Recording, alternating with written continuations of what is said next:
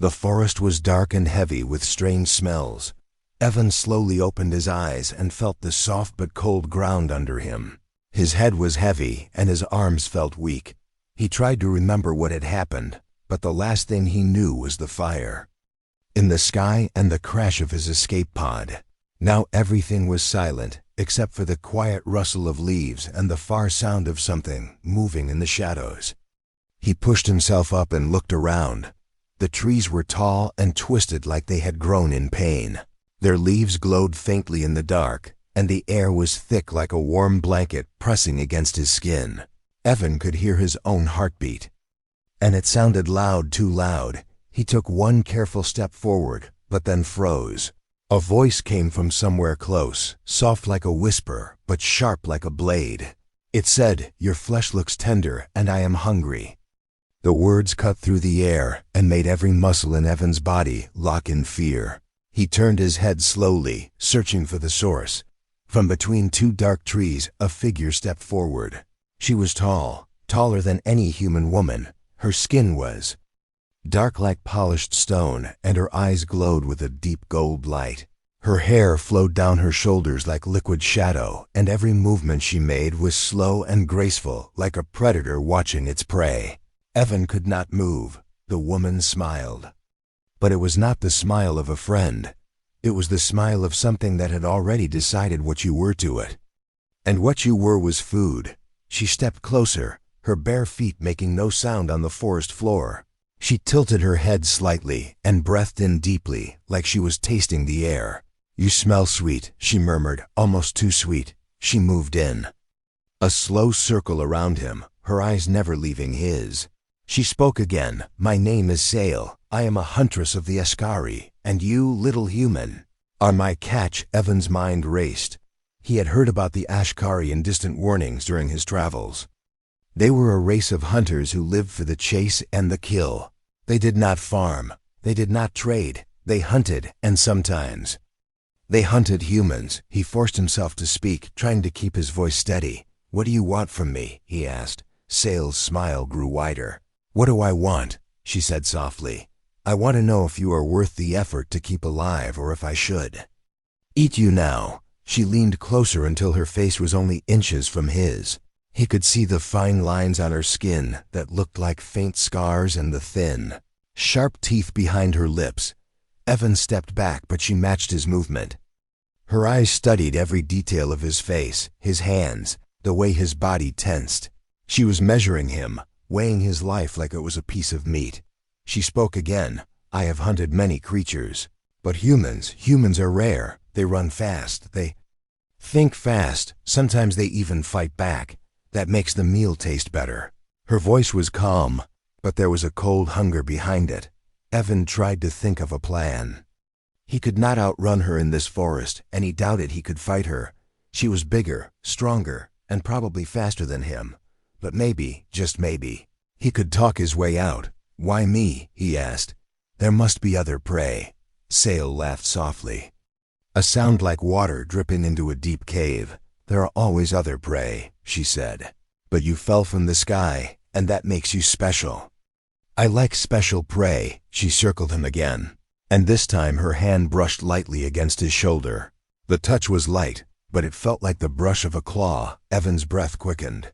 He wanted to run, but his legs would not obey. Sail could see his fear, and she seemed to enjoy it. She bent slightly so that her face was at his height, and whispered again, "Run if you like, human. I enjoy the chase." Her words sent a chill through him. He took a step back and then another.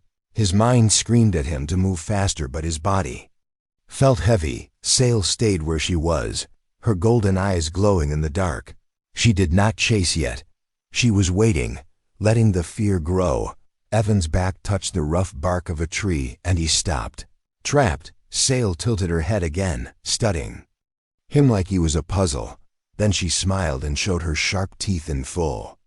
"Perhaps I will not eat you now," she said slowly. "Perhaps I will test you first." Her voice was low and calm, but it carried a promise of danger. She stepped back slightly, giving him space. But he knew it was not mercy. It was the start of something far worse. In the heavy silence of the alien forest, Evan could still hear her breathing, slow and steady, like a predator waiting for the perfect moment to strike. And somewhere deep inside, he knew the hunt had already begun. Sale's golden eyes stayed fixed on Evan, as if she could see every thought moving through his mind. The alien forest around them seemed to fade until it was only the two of them standing in a circle of shadows and glowing leaves.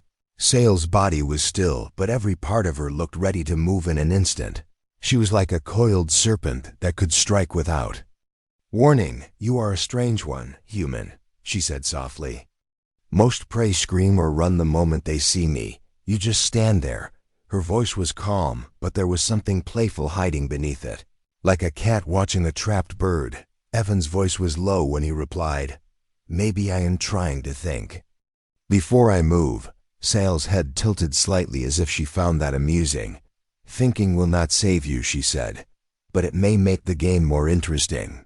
She stepped closer until the faint light from the glowing leaves painted her sharp features in shades of gold and black. Her skin looked smooth like stone, and her long hair shifted with the faint breeze that whispered through the alien forest. She began to circle him again, each step silent. Her movements were smooth and slow, but there was power in every shift of her muscles. She carried no visible weapon now, but Evan knew she did not need one. Her body itself was a weapon. "I am Sale of the Ashkari hunters," she said. "My people take pride in the hunt. We do not waste time with creatures that cannot fight or flee. Prey must be worthy of the chase, worthy of the kill." Evan's mouth was dry, but he forced himself to ask, "And what if the prey can win?" Sale stopped mid-step. Her eyes locked onto his, and for a long moment she was silent. Then a slow smile grew across her face. "If prey wins," she said, "it is no longer prey. It becomes something else, something rare." Her tone made it clear that rare could mean valuable or dangerous, and maybe both. She moved closer again. Close enough that Evan could see faint scars along her jaw and the curve of her neck. Some were thin and silver, others deep and rough. Each one spoke of battles fought and survived. She noticed his gaze and gave a small laugh. "You look at my scars. Do you wonder if they are trophies or warnings?" Evan did not answer, and she seemed to like that. She reached to her side and pulled a blade from a sheath that had been hidden in the folds of her belt. The blade was long and curved, its surface glowing faint blue like frozen lightning. She twirled it in her hand with casual grace before holding it out. "Take it," she said. Evan hesitated, but she stepped forward and placed the hilt into his hand. The weapon was lighter than he expected, but it thrummed faintly like it was alive. "Why give me a weapon?" he asked. "Because I wish to see if you are worth keeping," Sale replied. "Weak prey is eaten, strong prey is kept, maybe trained, sometimes even freed." Her words were not comforting. They were the words of someone who saw life and death as part of the same game. Evan gripped the blade and tried to hold it steady. Sale stepped back a few paces, her smile never fading. Then without warning she lunged forward. Her movements were so fast that he barely had time to lift the weapon. Metal met metal in a sharp ringing sound that echoed through the forest. She pressed hard against his guard, her golden eyes bright with challenge. "Better," she said, and then twisted, forcing him to stumble. She did not strike again, but circled him, waiting. Her blade moved in slow arcs that caught the faint light. Evan adjusted his stance, remembering bits of training from years ago. He stepped in with a quick slash, but Sale blocked easily. Their blades clashed again and again, sparks of light flickering between them in the dark. She was faster, stronger, but she seemed to be testing him rather than killing him. At one point she caught his wrist and twisted, the blade almost falling from his hand. She leaned close, her breath warm against his ear. "Maybe you are worth keeping, human," she whispered. But not for long. Evan pulled back and raised his weapon again, but Sale lowered hers. She stepped away and slid her blade back into its sheath. Her eyes studied him like she had learned something important. "You think fast," she said. "That is good. It means you may live a little longer." She gestured for him to follow and began walking deeper into the forest. Her steps were smooth and silent. Evan hesitated. but the thought of being left alone in this place pushed him to move. As they walked, the trees grew taller and stranger. Some had roots that pulsed faintly as if alive. The air smelled sharper now, almost metallic. Shapes moved in the shadows, watching. Sail glanced back at him. "Keep close," she said. "There are other hunters here, and not all of them will give you a chance." Evan followed her through the twisting paths, every sound making his nerves tighten. Somewhere far away he heard a deep roar that shook the ground under his feet. Sail did. Not slow. She moved like she belonged to this place, and perhaps she did. After some time they reached a high ridge. From there Evan could see strange lights in the distance. Towers that rose like jagged teeth against the dark sky. Sail pointed. "Toward them. That is where we go," she said. "The city of hunters." Evan felt a chill run through him. If this was just the beginning, he wondered what awaited him at a place where every eye might see him as food. The city of hunters rose high into the alien night, sharp towers of black stone and metal shining. With strange lights, Evan followed Sail through gates that were carved with scenes of battles and hunts. Each carving showed alien hunters standing over prey. Some of the prey looked almost human. His stomach turned, but he kept walking. The air inside the city was hot and heavy, with the scent of cooked meat and something sweet that made him uneasy. The streets were wide, but crowded with tall figures. Some wore armor made from the hides of great beasts. Others carried weapons. That looked older than the city itself. Their eyes followed Evan as he walked. Some tilted their heads and sniffed the air as if smelling something fresh from the hunt. Sail walked ahead with a proud stride. Her presence made the crowd move aside. But their stares never left Evan. They reached a great hall with a roof so high it disappeared into shadow. Fires burned in large pits along the walls, and their smoke rose into the dark above. Sail led him to the center where a circle of stone marked the ground. The circle was worn smooth, as if many feet had stood there before. Sail turned to face him. Her golden eyes glimmered in the firelight. "You will take the test," she said. Her voice carried through the hall, and the hunters around them grew silent. Evan felt the weight of every gaze. "What kind of test?" he asked. Sail smiled. "To see if you are prey worth keeping." She stepped aside, and a tall hunter in dark armor walked forward, carrying a long spear. "This is not a fight to the death unless you fail," Sail added with a slight tilt of her head. "If you win, you will live for now. If you lose, your flesh will not go to waste." Evan's hands tightened into fists. He knew there was no choice. He took the weapon Sail handed him. It was a short blade this time, heavier than the one before. The grip was wrapped in leather that felt warm, as if it had been held many times before. The first opponent stepped into the circle. He was broad-shouldered, with skin like gray stone and small black eyes that glittered in the firelight. His weapon was a thick club studded with sharp metal teeth. The crowd murmured in anticipation. The hunter moved fast for his size, swinging the club in a wide arc. Evan ducked and felt the rush of air above his head. He stepped to the side and struck with his blade, but the edge barely cut the thick skin. The hunter grinned and came at him again. Evan dodged and kept moving, never staying in one place. He remembered Sail's words about thinking fast. He watched the hunter's movements and noticed that the club was heavy, slowing his swings. On the next attack, Evan stepped in close, the club passing harmlessly over his shoulder, and slashed at the back of the hunter's leg. The cut was shallow but enough to make the hunter stumble. The crowd hissed and shouted. The hunter roared and charged again. Evan rolled away, grabbed a loose stone from the ground, and threw it at the hunter's face. The distraction gave him a moment to slash again at the same leg.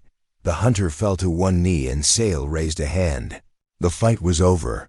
The crowd made a sound that was part cheer and part growl. The hunter limped away, and another stepped forward. This one was leaner, with long arms and a curved blade. His movements were quick. He attacked in a flurry of strikes, and Evan barely blocked each one. Sparks flew each time their weapons met. Evan's arms ached, but he forced himself to stay calm. He noticed the hunter favored his right side and decided to press the weakness. He feinted left, then lunged right. His blade caught the hunter's arm and drew blood. The alien hissed and slashed wildly, but Evan stepped back, keeping just out of reach. Then with a final quick step forward, he struck the weapon from the hunter's hand. Sail raised her hand again. "Two victories," she said loudly. The crowd roared. This time, some looked impressed, others hungry.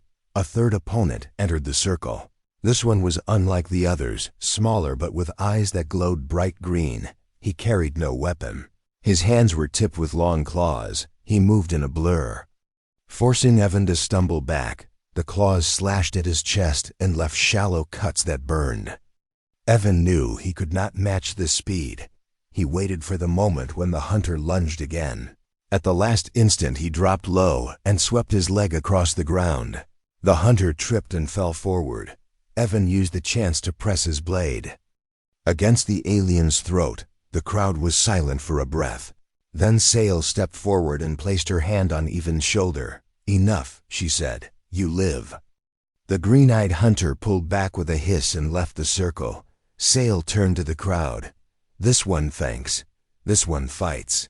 She looked back at Evan with a small smile. "This one is mine." Evan's breathing was heavy, but his mind was racing. He had survived the test, but he knew this was only the beginning. The crowd began to disperse, and Sail gestured for him to follow her out of the hall. As they walked through the streets, she spoke without looking back. "You have done well, human. But do not think this makes you safe. Tomorrow we leave for the great hunt. If you fail there, I will eat you myself." Evan felt a cold weight in his chest. The test had been hard, but the way she said "great hunt" made him believe that what came next would be far worse. The morning came with a sky that burned red and gold, like a fire spreading across the heavens. Evan followed Sail out of the city gates and into a land that felt alive in ways that made his skin crawl. The air was thick with the hum of strange insects, and the ground was covered in plants that moved ever so slightly as if they were breathing. Some had long, thin leaves that dripped glowing liquid into the soil. Others opened and closed in slow motion like mouths waiting to feed. Sail walked ahead with the same silent grace she had in the forest. She carried her long curved blade across her back, and her golden eyes scanned the path ahead without pause. Evan kept close, knowing every shadow here might hide something that wanted him dead. They moved through winding paths where roots the size of trees twisted above the ground. Some of the roots pulsed faintly like they were filled with a slow heartbeat. The air grew warmer and carried the scent of wet earth mixed with something metallic. Evan felt the heat cling to him like a second skin. Sail stopped suddenly and raised her hand. Evan froze. From the thick brush to their right came a low growl. The sound was deep enough to vibrate in his chest. A moment later, a creature stepped into view. It was taller than both of them and walked on four legs with a body covered in dark plates of bone. Its mouth was lined with rows of hooked teeth, and its eyes glowed pale blue. Sail smiled faintly and drew her blade. "Stay still," she said. Her voice was calm, as if this was nothing more than a casual task. The beast lowered its head and charged. The ground shook with its weight. Sail moved like lightning, stepping aside and slicing across the creature's side in one fluid motion. The beast roared in pain and spun to attack again. Evan stumbled back but kept his eyes on Sail. She darted forward under the swing of its claw and drove her blade into a gap in the bone plates. The sound of tearing flesh filled the air, and the beast collapsed in a heap. Sail pulled her blade free and wiped it on the grass. She looked at Evan and tossed him a small piece of the creature's meat. "Eat," she said. Evan stared at the raw, bloody flesh in his hands. "No," he said quietly. Sail tilted her head. "Humans are delicate," she said. But there was a flicker of amusement in her eyes. She took the meat back and bit into it without hesitation. Red liquid ran down her chin, and she wiped it away with the back of her hand before continuing on the path. They traveled for hours through landscapes that shifted from dense jungle to open plains, dotted with tall black stones that hummed faintly. At one point they crossed a river that glowed green under the strange light of the alien sun. Evan noticed small shapes swimming under the surface, their bodies long and thin with too many eyes. Sale spoke little as they walked, but every now and then she would glance back at him. Her gaze was sharp, weighing him like she had during the first meeting. It was as if she was always deciding whether he was still worth keeping. By the time the sun began to sink, they reached a place where the ground dipped into a wide valley. At the far end of the valley was a structure built into the side of a cliff. It was massive and shaped like the skull of some ancient beast. The jaws formed a great archway, and inside Evan could see fires burning. "This is the place of the hunt," Sale said. Her voice carried a strange tone, part pride and part warning. "Inside you will see those who have survived many hunts and those who have died in them." They walked down into the valley, the air growing cooler as the shadows deepened. The ground was littered with bones of creatures Evan could not name. Some were small, others so large he wondered how anything could kill them. Inside the skull structure, the air was heavy with smoke and the smell of cooked meat. Dozens of hunters sat around fires, sharpening weapons or cleaning armor. Some looked up at Evan with open hunger in their eyes.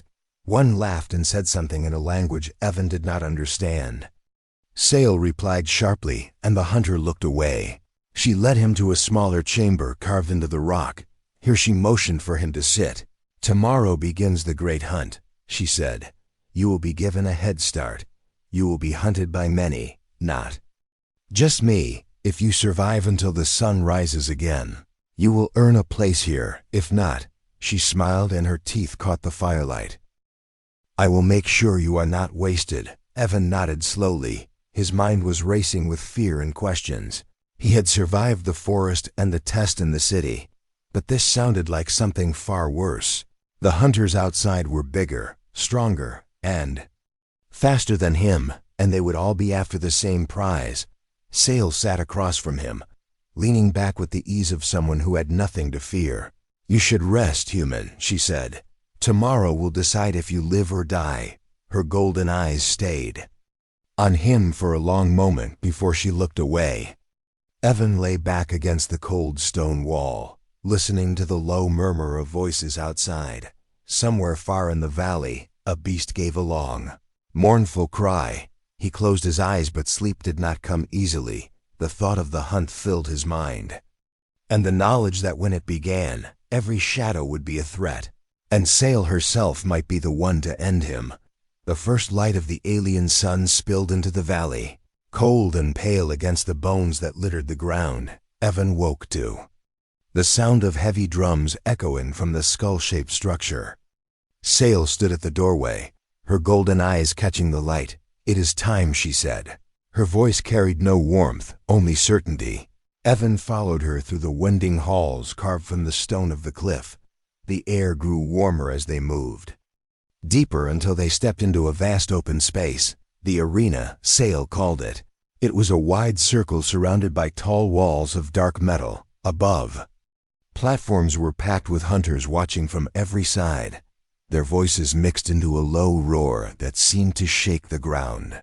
In the center of the arena, the dirt was stained darker in places, and Evan did not have to guess why. Large gates stood at 4 points around the circle, each one closed with heavy bars. Sale stopped and looked at him. "You are not here to die," she said. "You are here to prove that you are worth chasing in the great hunt. If you fail now, the hunt will not happen for you. You will simply become meat." Her words were sharp, but her eyes held the same strange glimmer as before. The drums stopped. A voice called out from high above, speaking in the alien tongue. The crowd roared in answer. One of the gates opened with a loud crash of metal. From it stepped a creature unlike any Evan had seen before. Its body was long and low, covered in thick dark fur. Its head was wide with jaws that looked strong enough to break stone. 4 eyes glowed red and locked onto him instantly. A spear clattered to the ground at his feet. Sale's doing. He picked it up, feeling the rough wood in his hands. The beast moved forward slowly at first, its claws digging into the dirt. Then it charged. Evan sidestepped just in time, the wind of its rush brushing his skin. He thrust the spear, but the tip glanced off its thick hide. The crowd shouted in disapproval. The beast wheeled around, faster than he expected. Evan barely rolled away from the snapping jaws. His heart pounded. He needed a plan.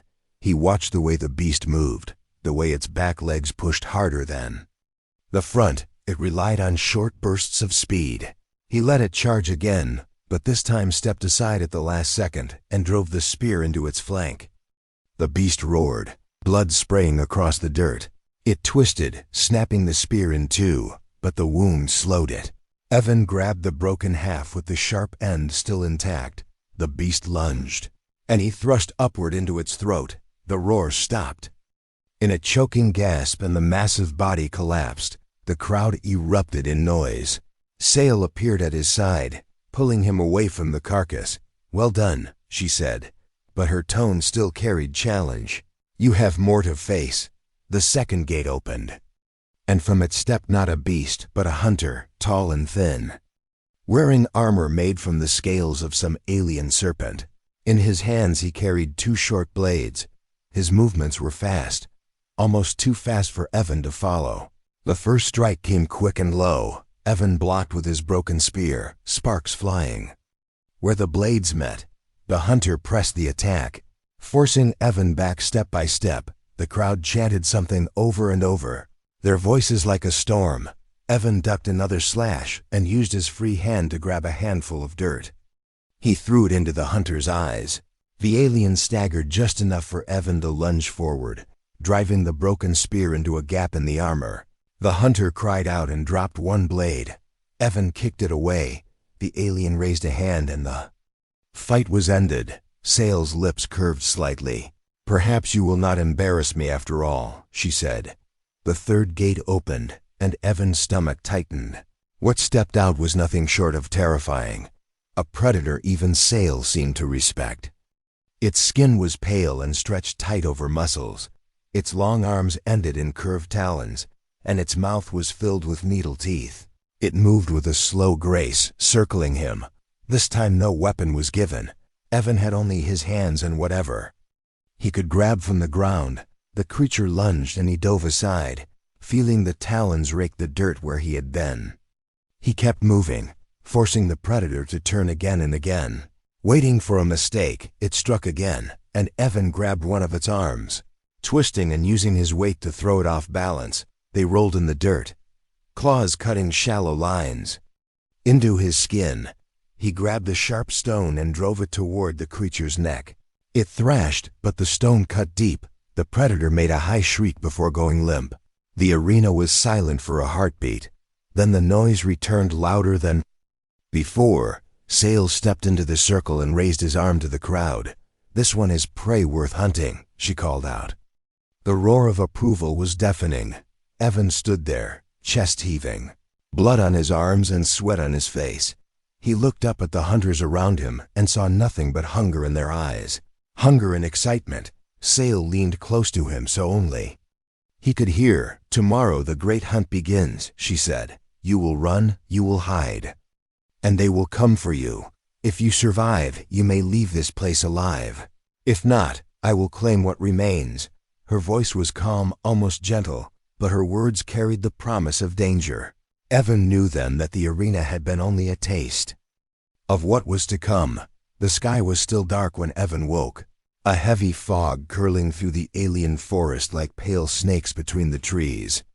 The air was wet and cold, carrying the strange scent of flowers mixed with something sharp and metallic. Sale stood over him, her shadow long in the dim light.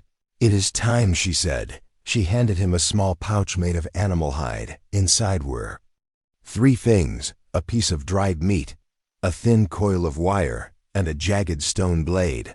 "No more, no less. You will need to be clever," she said, "because they will not show mercy." Evan stepped out into the clearing. The ground was soft under his boots, the fog making the world seem smaller. Around the edges of the clearing stood the hunters, their armor dark and their weapons gleaming in the faint light. They watched him like wolves waiting for a signal. Sale was among them, though she did not meet his eyes. A great horn sounded from somewhere deep in the forest. The hunters raised their weapons and let out a cry that made the trees tremble.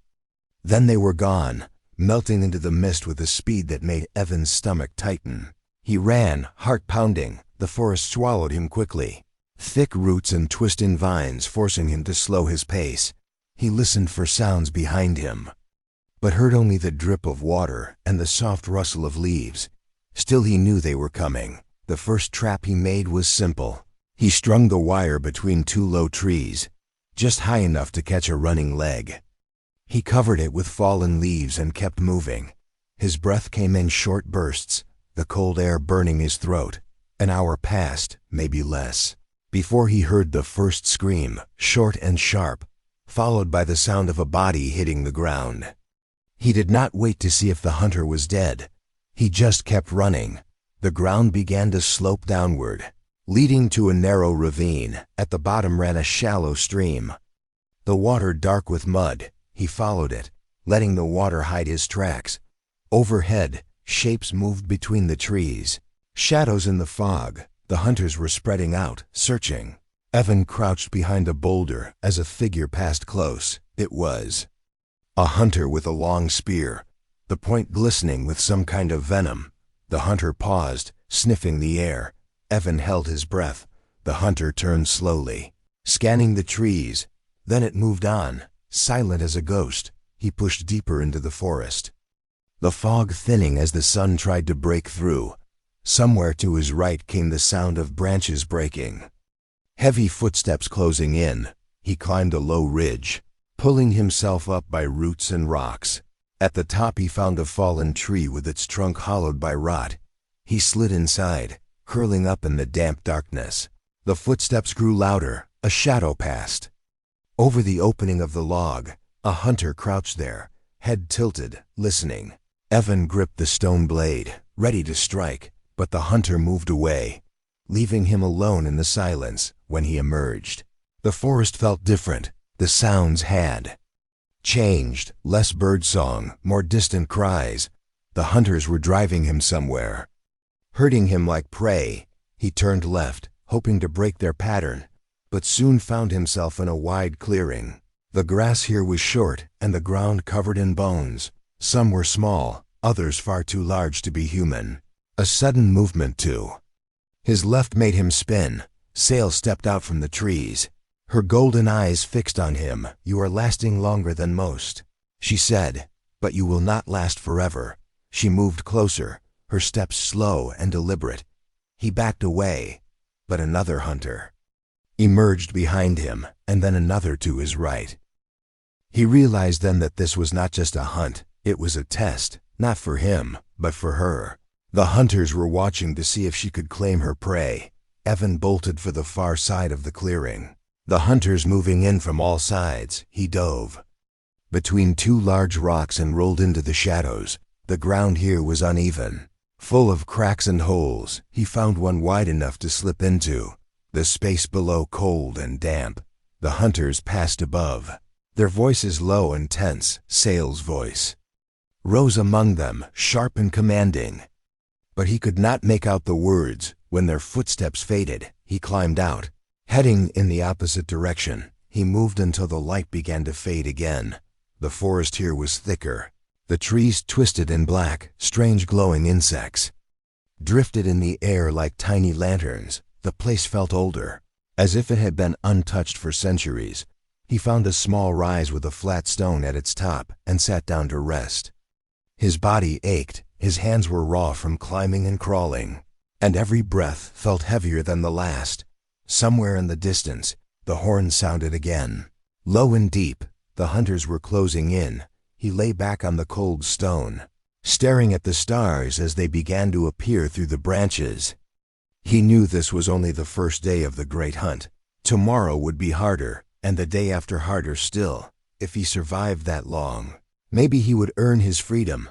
But as he closed his eyes, he heard a voice from the darkness, soft and close. "You smell even sweeter when you are tired," it whispered. He opened his eyes and saw Sail's golden gaze watching him from the shadows, and the hunt was not over yet. The cold morning air was filled with a low mist that clung to the ground and made the forest floor look like a silver ocean. Evan stood on the ridge, staring down into the valley below. his legs aching from running and his arms heavy from the long night. The great hunt had lasted 2 days now, and he knew this was the last day, because the hunters had started to close in faster and harder. He could hear their horns calling in the distance, deep and steady like a heartbeat. The sound seemed to come from every direction. Sail's voice rose above it, sharp and commanding. She was not far now, and she wanted him to know it. He could almost feel her presence in the air, like the heat from a fire. Evan moved down the ridge into the tall grass, the blades wet with dew soaking through his boots. Every sound seemed too loud, every step too slow. He kept glancing over his shoulder, expecting to see golden eyes or the flash of a blade. The forest here was thinner, the trees standing far apart, which meant fewer places to hide. A shadow moved to his left. He froze, crouching low. The grass rustled and a hunter stepped out, his armor marked with dark red paint. The hunter's spear was long and wicked, its tip glinting in the faint morning light. The hunter saw Evan and gave a short, sharp call. From the trees ahead came an answer, then another to the right. They were closing the net. Evan turned and ran, pushing through the wet grass. His feet slipped on the damp ground, but he kept going. Heart hammering, breath burning, the grass gave way to a narrow, rocky stream. He leapt into it, the cold water splashing up to his knees. The current was strong, but not enough to sweep him away. He followed it downstream, hoping to lose his scent in the water. The horns grew louder, the calls of the hunters echoing off the rocks. He knew they could track him even here. The stream bent sharply, and he saw a fallen tree spanning the water. He climbed onto it and moved quickly to the far bank. Then he crouched low and crawled into a thicket of thorny bushes. The branches tore at his clothes and skin but hid him well. He waited, listening. The hunters moved past, their footsteps heavy on the rocks. Sail's voice came again, closer now. She spoke in her own language, but the tone was unmistakable. She was giving orders. He could hear the hunters spreading out again. Evan crawled from the thicket and moved uphill toward a line of black cliffs. If he could reach them, maybe he could climb out of their reach. The ground grew steeper, the air colder. His muscles ached with every step, but he kept going. At the base of the cliffs he found a narrow crack in the rock, just wide enough for a person to slip through. He entered the crack. The walls cold and damp against his shoulders. It opened into a small hollow hidden from the outside. He sank to his knees, trying to steady his breathing. The silence here was heavy, broken only by the distant calls of the hunters. A faint scrape of stone made him look up. Sail stood at the entrance, her golden eyes locked on him. She moved into the hollow with slow, careful steps, her hands empty, but her presence more dangerous than any weapon. "You ran well," she said, "better than most, but this is the end." Evan backed away until his shoulders touched the cold rock wall. He gripped the jagged stone blade she had given him at the start of the hunt. She noticed and smiled. "You think you can fight me?" she said. Her voice was almost playful. She lunged, faster than he expected. He twisted aside, the blade scraping her arm. She hissed, not in pain but in excitement. They circled each other in the narrow space, the air thick with the scent of earth and blood. Sail moved with the grace of a predator, each step measured and sure. Evan struck again, but she caught his wrist, her grip like iron. She pushed him back against the wall, her face close to his. "You smell even sweeter when you fight," she whispered. Her teeth glinted in the dim light. In desperation he kicked at her leg, breaking her balance. She stumbled and he shoved her hard. She fell against the rock and he darted past. Out into the cold morning air, he ran along the base of the cliff, the ground uneven and treacherous. Behind him came the sound of pursuit, her footsteps light but fast. The forest opened ahead into a wide plateau, the ground dropping sharply. On the far side, beyond that drop, was the river, wide and fast. If he could reach it, maybe he could escape. He ran for the edge, every breath burning, every muscle screaming. Sail was right behind him now, her hand brushing his shoulder. He leapt from the edge, the air rushing past him. The river roared below. He hit the water hard. The cold shocking him awake, the current grabbed him, pulling him downstream. He surfaced, gasping, and saw Sail standing on the cliff above, watching. She did not follow. She only stood there, golden eyes bright in the morning light. Then she raised her hand in a slow salute. The horn sounded one last time, low and final, and she was gone. Evan let the river carry him, the forest fading into the distance. He was alive, but the memory of her gaze would follow him forever.